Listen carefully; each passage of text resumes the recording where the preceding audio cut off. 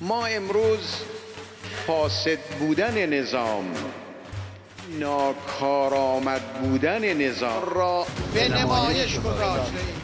ما خواهان توافق عزتمندانه هستیم.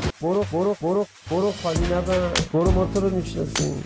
رهبری کشور، نظام اسلامی داره سبک سنگین میکنه خواسته های بیگانگان را، چرا که دو راه بیشتر ندارد. یا تسلیم خواسته های نامربوط آنها شود یا مذاکرات با شکست مواجه شود. آنها زیاده خواه. یه زیاده خواه بهت میگم، یه زیاده خواه میشنوی ها، یعنی تا توی وافور مقام عثمانم میخوام بگردن. اونم به زور.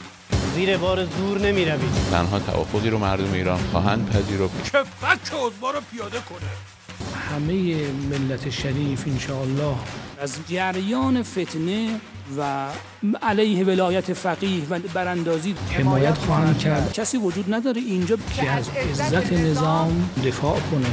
یعنی بدبخت بینوای بیدفاع باید انقدر زهر بخوره که بترکه.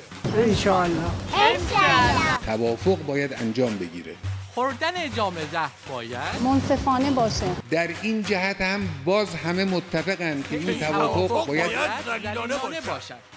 مصالح جمهوری اسلامی به دقت و با وسواس باید گلاب به روتون به گند کشیده شود.